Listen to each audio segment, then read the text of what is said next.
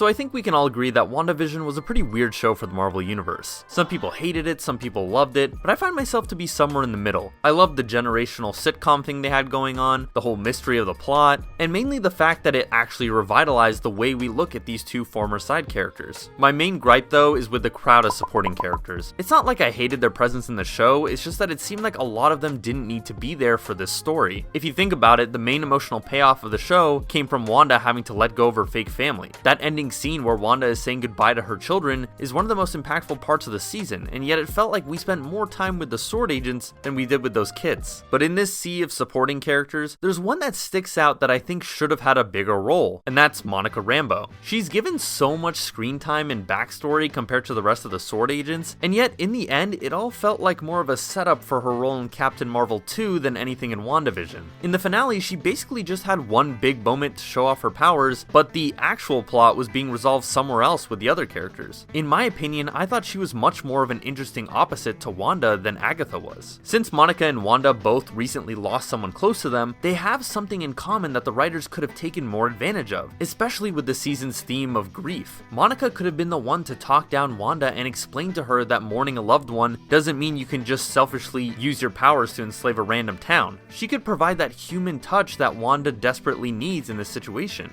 Clashing ideologies like that always make for really good hero and villain relationships. It reminds me of how they used Punisher in the Daredevil Netflix series. While Daredevil and Punisher are both technically vigilantes, Punisher murders criminals while Daredevil believes they should be given a second chance. In a way, they're both the heroes of their own stories. This kind of dynamic is cool because you get where both sides are coming from, and that usually leads to some really good-ass dialogue. It's why the Vision on Vision library scene was more entertaining to me than watching Agatha and Wanda throwing magic balls at each other. WandaVision didn't need a generic government bad guy, and it didn't need another more evil witch. Those two oppositions already existed within two more fleshed out characters. If I had to rewrite this season, I would have made Wanda the sole villain and Monica the hero in order to really focus in on their similarities to nail that antagonist-protagonist relationship. In my opinion, I think the whole story should have all taken place within Westview, having the main sword trio, Darcy, Jimmy, and Monica, investigating the mystery from within Wanda's sitcom world